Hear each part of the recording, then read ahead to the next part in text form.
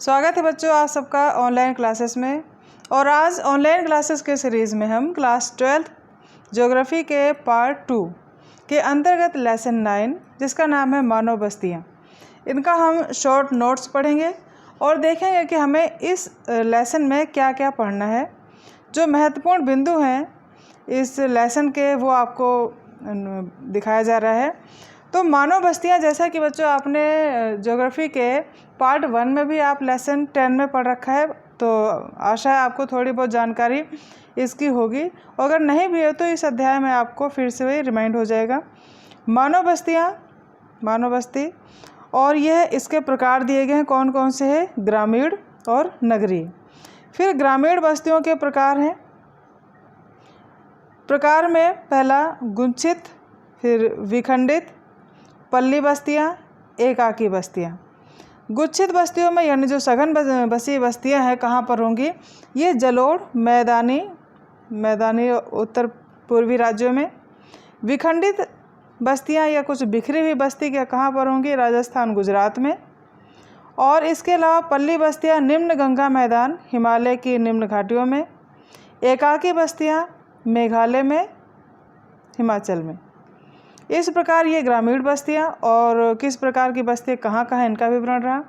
अब देखते हैं नगरीय बस्तियाँ। नगरीय बस्तियों में ये जो मुख्य बस्तियाँ हैं उनको कार्यों के आधार पर विभाजित किया गया यहाँ पर।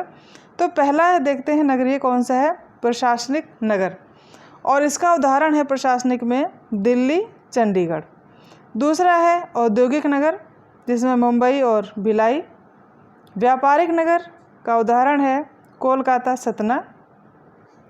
खनन नगर में उदाहरण है रानीगंज, झरिया। और इसके अलावा गैरिसन नगर में अंबाला और जालंधर। धार्मिक नगर मथुरा, अजमेर। शैक्षिक नगर अलीगढ़, इलाहाबाद। पर्यटन नगर में नैनीताल और शिमला। ये नगर हैं, नगरों के उदाहरण हमने देखे। अब देखते हैं लेसन के महत्वपूर्ण बिंदु। इसमें पहला बिंदु है, मानव ने सभ्यता के विकास के साथ साथ अपने निवास के लिए घर बनाए। मानव के इन्हीं घरों के समूह को एक बस्ती की संज्ञा दी जाती है। दूसरा बिंदु है, एक साधारण गांव से लेकर महानगरीय विस्तार तक को बस्ती की संज्ञा दी जाती है। अर्थात साधारण गांव से लेकर के जो मेगा सिटी है वहाँ तक का जो ये विस्तार है, रहने का समूह और रहने का आवास, इसको हम क्या कहेंगे, बस्ती। नेक्स्ट पॉइंट है, बस्तियों को मुख्य रूप से 2 वर्गों में बांटा गया है, ग्रामीण और नगरीय। ग्रामीण बस्तियों को उनकी बनावट एवं रचना के आधार पर कई प्रकारों एवं प्रतिरूप के अंतर्गत रखा जा सकता है। नगरीय बस्तियों को भी उनके बसने के काल एवं उनमें होने वाले प्रमुख कार्यों के आधार पर वर्गीकृत किया जा सकता है। भारत के जनसंख्या के आधार पर नगरों को 6 भागों में बांटा गया है। भारत के जनसंख्या के आधार पर 6 वर्गों में विभाजित है और भारत में नगरीय संकुल में तेज़ी से वृद्धि हो रही है, अर्थात नगरीकरण में वृद्धि हो रही है। ग्रामीण बस्तियां मुख्यतः 4 प्रकार की होती हैं, गुच्छित यानी सघन घनी बस्तियां, अर्धगुच्छित कुछ कम घनी, पल्लीकृत और एकाकी।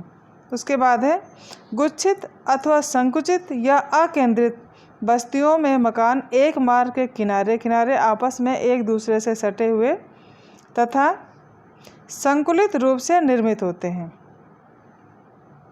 इस प्रकार की बस्तियां उपजाऊ मैदानों में व उत्तरी पूर्वी राज्यों में पाई जाती हैं। अगला बिंदु है, अर्धगुच्छित अथवा विखंडित बस्तियां छोटे छोटे झुंडों के रूप में गुप्त रूप में पाई जाती हैं। इस प्रकार की बस्तियों में पूरा गांव घरों के छोटे छोटे समूहों में गुच्छित होता है। यह जातीय व सामाजिक किसी भी कारण से हो सकता है। नेक्स्ट पॉइंट है, एकाकी बस्ती प्रारूप सुदूर जंगल में एकाकी झोपड़ी अथवा कुछ झोपड़ियों की पल्ली के रूप में पहाड़ी ढालों पर खेतों अथवा चारागाहों के रूप में देखी जा सकती हैं। भारत में नगरों का इतिहास प्राचीन काल का ही है। सिंधु घाटी सभ्यता के नगर हड़प्पा, मोहनजोदड़ो इसके उदाहरण रहे हैं। पाटलिपुत्र, प्रयाग, मदुरई, भारत में प्राचीन नगरों के उदाहरण हैं। भारत में हैदराबाद, जयपुर, आगरा, नागपुर प्रमुख किला नगर हैं। ये मध्यकालीन नगरों के उदाहरण हैं। सूरत, गोवा, पांडिचेरी भारत में अंग्रेजों द्वारा विकसित आधुनिक नगरों के उदाहरण हैं। सन 2011 की जनगणना के अनुसार भारत में नगरीकरण का स्तर 31.16% हो गया है, जो कि 2001 में 28% था। अर्थात धीरे धीरे ये नगरीकरण की जो प्रवृत्ति है बढ़ते ग्राफ की तरफ है। और भारत में 1 लाख से अधिक जनसंख्या वाले नगर को प्रथम वर्ग का नगर, 10 लाख से 50 लाख तक जनसंख्या वाले नगर को महानगर तथा 50 लाख से अधिक जनसंख्या वाले नगर को मेगा नगर कहा जाता है। भारतीय नगरों को उनके विकास के विशिष्ट गुणों के आधार पर 3 वर्गों में रखा जा सकता है: प्राचीन नगर, मध्यकालीन नगर, आधुनिक नगर। और भारत में 60% नगरीय जनसंख्या प्रथम श्रेणी के नगरों में निवास करती है। 1,60,00,000 जनसंख्या के साथ बहुत जमशेदपुर, भिलाई औद्योगिक नगरों के उदाहरण हैं।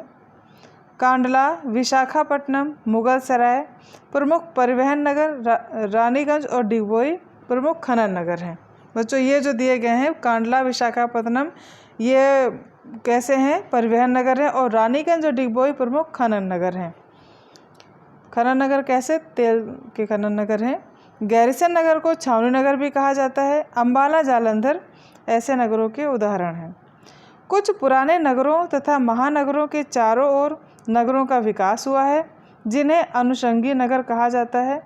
दिल्ली के चारों ओर गाज़ियाबाद, रोहतक, गुड़गांव इसी प्रकार के नगरों के उदाहरण हैं। तो ये था बच्चों लेसन 4 के महत्वपूर्ण बिंदु, जो आपको बहुत संक्षिप्त में बताया गया है और ये समझाने का प्रयास किया कि आपको इस लेसन में क्या क्या पढ़ना है और इसके महत्वपूर्ण पॉइंट कौन कौन से हैं। तो आशा है आपको ये वीडियो अच्छा लगा होगा।